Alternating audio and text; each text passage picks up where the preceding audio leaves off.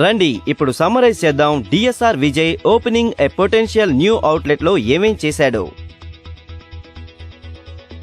Potential outlet మన కేటగిరీలో deal చేయదు. అలాంటప్పుడు విజయ్ ముందు ఐడెంటిఫై చేశాడు అలాంటి దుకాణాల్లో మన ఏ ప్రోడక్ట్ పరిచయం చెయ్యాలి అని. అలా ఇది కూడా గుర్తించాడు ఈ ప్రోడక్ట్లు దుకాణం నుంచి అమ్ముడు కాగలవని. అలా మొదటి నుంచే చేసుకోవడం అవసరం. ఎందుకంటే అప్పుడే దుకాణదారు నుంచి బిజినెస్ పొందే విషయం గురించి మనం మాట్లాడవచ్చు.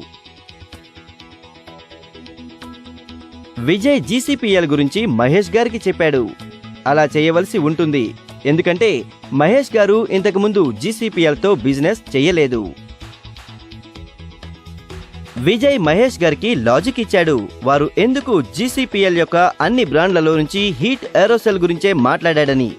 ఈ విషయం ఒప్పించిన తరువాత ఆయన తిరిగి ప్రోడక్ట్ యొక్క డీటెయిల్స్ మహేష్ గారికి ఇచ్చాడు. నాన్ కేటగిరీ అవుట్లెట్ యొక్క దుకాణదారులకు ఒక సరికొత్త వ్యాపారాన్ని ప్రారంభించాలా వద్దా అనేది నిర్ణయం తీసుకోవాల్సి ఉంటుంది. అందుకే అలాంటప్పుడు వారితో నిరంతరంగా ఫాలో అప్ కొనసాగించడం ఎంతో అవసరం. అలా చేయడం వల్ల వారి అభ్యంతరాలన్నీ క్లారిఫై చేసే ఒక మంచి అవకాశం మీకు లభిస్తుంది. ఇంకా ఆ దుకాణాన్ని ఓపెన్ చేయడానికి కూడా.